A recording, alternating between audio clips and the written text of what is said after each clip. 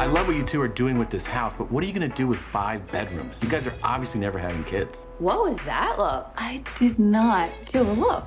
You're doing a look right now. There's no look. Have a good fight, guys. There's so many kids in foster care, and they're having an orientation. Ellie, people who take in foster kids are really special. The kind of people who volunteer when it's not even a holiday. We don't even volunteer on a holiday. Over 500,000 children are currently in foster care. The county puts these on because they can match a lot of kids and parents quickly. Look at the big kids. Everybody's avoiding them. I'm gonna go and say hi. But they're teenagers, okay? They use drugs and they watch people playing video games on YouTube. We're not equipped for any of that. Hi! Just FYI, we can all hear you. It's okay. Go mingle with the kitties and don't give it another thought. Bye-bye. She was cool. In the film, you know, Pete and Ellie, they kind of touch on the fact that they went back and forth on deciding when they wanted kids. And, Yeah. Which obviously, you know, that's why they say the whole thing about like, we should adopt a 5-year-old, and kind of seem like we started at 5 years ago. But when do you think is the right time to start having kids, whether you're adopting or conceiving?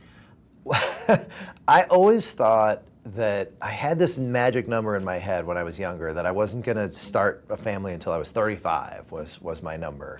And I think that was mostly because I wanted to just get as much out of my youth as I could before I was going to be a dad. And I didn't become a dad until I was 40, 41.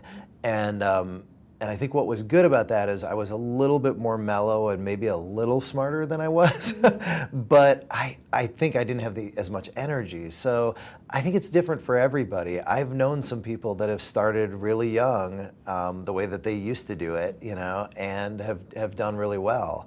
And I think the idea of your kids going to college when you're still a relatively young person is kind of great. I'm not going to have that experience. Yeah. But I don't know that there's a right time for anyone, but. Right. I would like my kids to not do it too soon.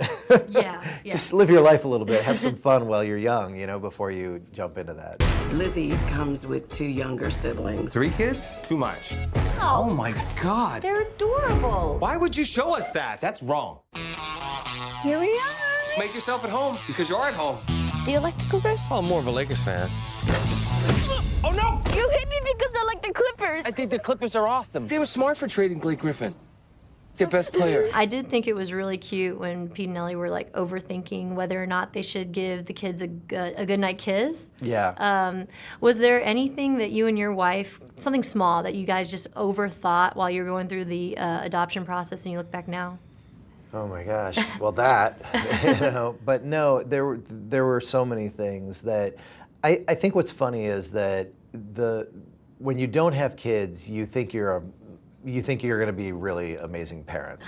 And then when you do have kids, it's such a weird contradiction because I think most parents have these conflicting thoughts of that they feel like my values, the way I'm raising my kids is the right way, but at the same time, they have this feeling of like, I'm a complete disaster and I don't know what I'm doing. And there aren't that many areas in life that are like that. So we started out like that. I think we got a little bit better at it as we went, but we're still just making mistakes left and right. Yeah. It's just the way it is. Yeah.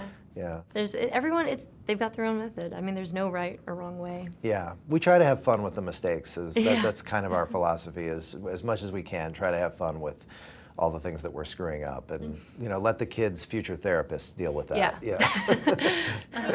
This stuff takes time. Lizzie had to parent Juan and Lita all by herself. This is never going to be easy. But with some structure and love, you could make your house a home. What I love about this movie and what is so relatable about it is that ultimately it's about family and parenting. What do you think is the best part about being a parent? I mean, you know, it's the obvious things. It's just to come in the door and get those hugs from your kids, to celebrate with them when they achieve something, you know, to help them out when they're having a hard time with something.